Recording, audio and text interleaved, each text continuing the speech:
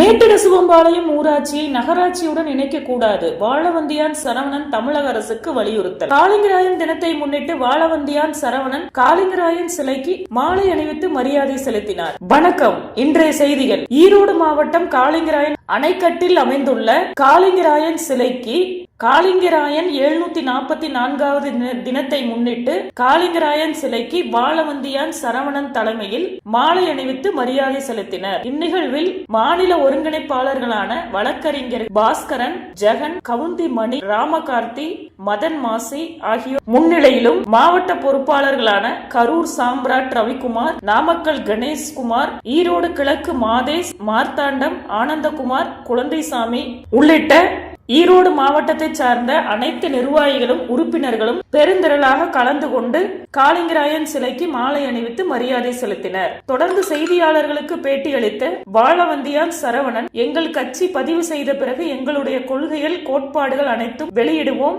மேலும் தமிழக அரசியலில் குறிப்பிட்ட சமுதாயம் மட்டுமே செயல்பட்டு வருகிறது.